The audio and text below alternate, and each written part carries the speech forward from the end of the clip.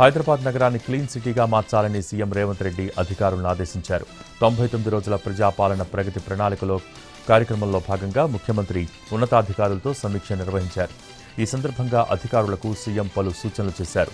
Core urban region పరిధిలో ప్రతిరోజు చెత్త సేకరణ జరిగేలా చర్యలు చేపట్టాలన్నారు. నగరంలో ప్రతిరోజు ఇంటింటికి చెత్త సేకరణ జరగాల్సిందేనని స్పష్టం చేశారు. చెత్త సేకరణకు సంబంధించి ఎలక్ట్రిక్ వాహనాలను వినియోగించేలా ఇప్పటి నుంచే ప్రోత్సహించాలని సూచించారు.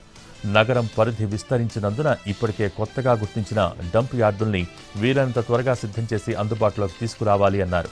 సీజనల్ వ్యాధుల విషయంలో నగరవాసులకు సరైన వైద్యం అందుబాటులో ఉండేలా చూడాలని తెలిపారు. హైదరాబాద్ నగరాన్ని క్లీన్ సిటీగా మార్చాలని సీఎం రేవంత్ రెడ్డి అధికారులను ఆదేశించారు. 99 రోజుల ప్రజాపాలన ప్రగతి ప్రణాళికలో కార్యక్రమంలో భాగంగా ముఖ్యమంత్రి ఉన్నతాధికారులతో సమీక్ష నిర్వహించారు. ఈ సందర్భంగా అధికారులకు సీఎం పలు సూచనలు చేశారు. కోర్ అర్బన్ రీజియన్ పరిధిలో ప్రతిరోజు చెత్త సేకరణ జరిగేలా చర్యలు చేపట్టాలన్నారు. నగరంలో ప్రతిరోజు ఇంటింటికి చెత్త సేకరణ జరగాల్సిందేనని స్పష్టం చేశారు. చెత్త సేకరణకు సంబంధించి ఎలక్ట్రిక్ వాహనాలను వినియోగించేలా ఇప్పటి నుంచే ప్రోత్సహించాలని సూచించారు. నగరం పరిధి విస్తరించినందున ఇప్పటికే కొత్తగా గుర్తించిన డంప్ యార్డుల్ని వీలైనంత త్వరగా సిద్ధం చేసి అందుబాటులోకి తీసుకురావాలి అన్నారు. సీజనల్ వ్యాధుల విషయంలో నగరవాసులకు సరైన వైద్యం అందుబాటులో ఉండేలా చూడాలని తెలిపారు.